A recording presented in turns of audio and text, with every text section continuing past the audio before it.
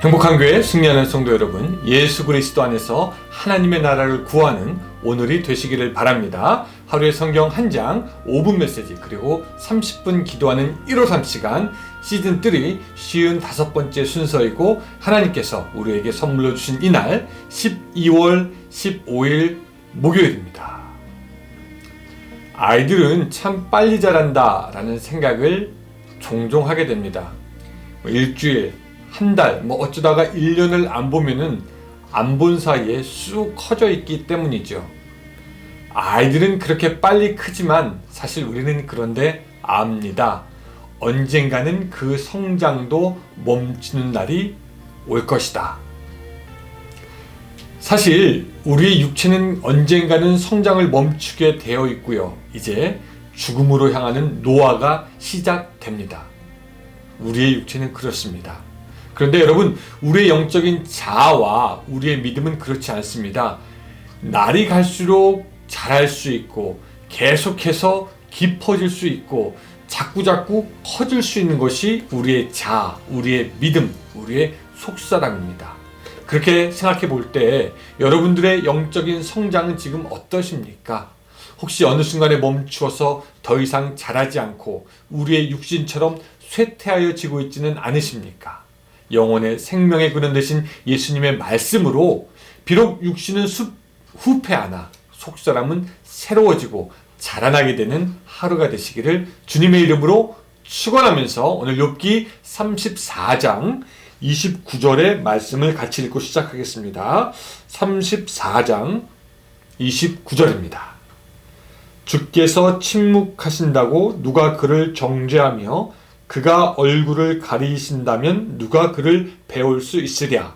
그는 민족에게나 인류에게나 동일하시니. 아멘.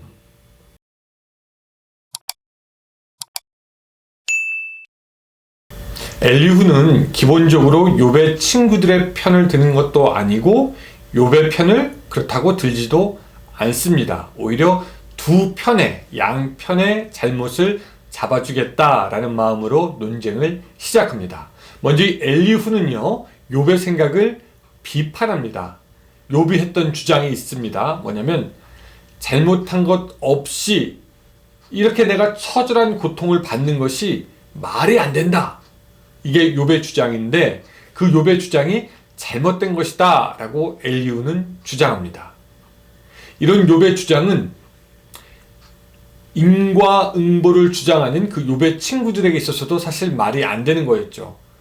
욥의 친구들은 욥의 주장을 들으면서 야, 그런 게 어딨어, 아니땐 굴뚝에 연기 난리 없어 라고 계속해서 이야기하므로 욥이 지금 처한 상황은 그가 하나님 앞에 범죄한 것에 대한 증거이다 라고 그렇게 이야기를 합니다. 그렇게 욥의 친구들과 엘리후는 의견을 비슷하게 그렇게 개진하는 것 같지만 사실 엘리후는요, 욥의 친구들과 조금 틀린 면이 있습니다. 초반에 엘리후가 욥에게 한 말은 이런 겁니다. 욥이여,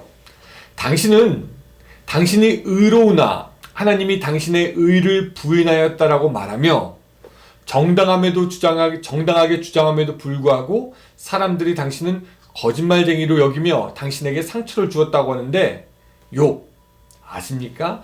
당신은 사실 하나님을 조롱하고 있습니다. 욥이여, 당신은 지금 하나님에 대해서 막말하고 있는 겁니다. 당신이 사람이 하나님을 기뻐하는 것이 무익하다라고 주장하는데 이게 말이나 되는 소리입니까? 라고 하면서 엘리후는 욥에게 윽박지르고 있습니다. 그렇게 욥에 대해서 말한 후에 엘리후는 하나님의 입장을 대변하는 것처럼 주장하면서 말을 하게 되는데요. 자, 11절과 12절입니다. 11절과 12절. 사람의 행위를 따라 갚으사 각각 그의 행위대로 받게 하시나니 진실로 하나님은 악을 행하지 아니하시며 전능자는 공의를 굽히지 아니하시느니라 라고 이야기하면서 이때까지 욥의 친구들이 말하지 못했던 것도 이야기합니다. 자, 그래서 29절을 보면은요, 주께서 침묵하신다고 누가 그를 정죄하며 그가 얼굴을 가리신다면 누가 그를 배울 수 있으랴. 그는 민족에게나 인류에게나 동일하시니. 그렇게 말하고 있습니다. 자, 여러분 이게 무슨 말이냐면요. 여기서 엘리후는 하나님의 절대성과 하나님의 자유를 주장하는 겁니다. 하나님께서 침묵하시는 것도 그분의 의지이고 그분의 뜻인데 누가 그것을 보고 뭐라고 할 수 있느냐? 그가 얼굴을 가리우신다고 해서 누가 가서 보자고 할 수 있느냐? 엘리후는 그렇게 이야기하는 겁니다. 하나님은 하나님의 뜻대로 무엇이든지 당신이 원하는 대로 주장하고 할 수 있고 우리들은 거기에 대해서 아무런 말도 사실은 할 수 없다라고 이야기하는 겁니다. 하나님의 전지전능성, 강한 주권과 하나님의 생각과 뜻을 강조해서 말하는 겁니다. 결국 욥에게는 이렇게 말하는 겁니다. 욥이여, 하나님이 어떻게 하시든지 그것은 하나님의 마음이고 하나님의 온전하심에서 나온 것인데 당신은 당신의 옳담을 증명하기 위해서 하나님이 왜 가만히 계시냐? 왜 나타나지 않느냐? 그렇게 말하느냐? 당신은 그렇게 말할 자격이 사실은 없는 사람입니다. 라고 이야기합니다. 어떻게 보면 이 엘리후의 말이 상당히 일리가 있게 들리는 순간입니다. 이런 엘리후의 말은요, 우리가 토기장이와 진흙의 비유를 생각나게 합니다. 하나님은 예레미야에게 토기장의 집으로 가라고 하죠. 예레미야가 딱 가가지고 토기장이가 일하는 것을 보니까 토기장이가 진흙으로 그릇을 만들다가 그것이 손에서 잘못해서 터지니까 그걸 가지고 이 토기장이가 자기 생각대로 또 다른 그릇을 만들었습니다. 그때 이제 하나님의 말씀이 예레미야에게 임하시는데 그것이 예레미야 18장 6절의 말씀이잖아요. 이스라엘 족속아, 이 토기장이가 하는 것 같이 내가 능히 너희에게 행하지 못하겠느냐? 이스라엘 족속아, 진흙이 토기장이의 손에 있음 같이 너희가 내 손에 있느니라 라고 그렇게 하나님께서 말씀하십니다. 그러니까 엘리후가 말하는 하나님은 절대 주권을 가지고 행하시는 분이시고 그렇기에 욥이 아무리 무죄를 주장해도 거기에 영향을 받으시는 분이 아니다 라고 이야기를 하는 것입니다. 게다가 그뿐만 아니라 하나님이 말씀을 하든지 안 하든지 숨든지 안 숨든지 어느 한동안 불의를 잠깐 허용하시든지 안 하시든지 인간은 그 하나님에 대해서 아무런 말도 할 수가 없다라는 그런 엘리후의 말이었던 것입니다. 다시 한번 말씀드리지만 이 엘리후의 말은 상당히 일리가 있습니다. 하나님은 이 모든 세계와 만물의 창조주이시니 절대적인 주권을 가지고 당신이 원하시는 일을 얼마든지 하십니다. 그리고 진행해 나가시죠.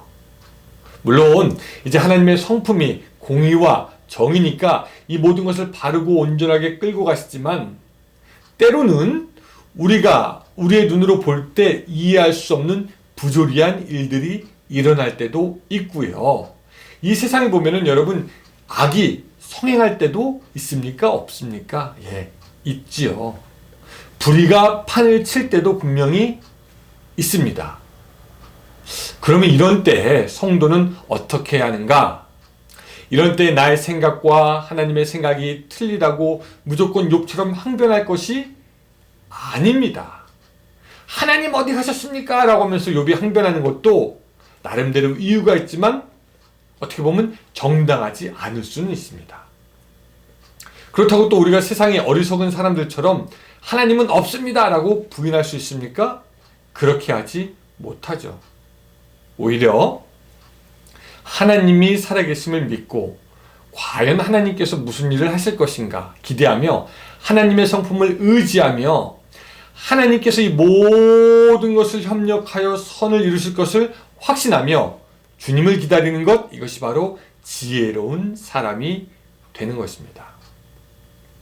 전도를 하다 보면은 착하고 정직한 사람이 간혹 전도하기 힘든 것을 보게 되는데 그 사람들은 이 세상의 악을 보면서 하나님은 없다라고 생각하거나 하나님 무능한 것 아닌가? 라고 생각을 하죠.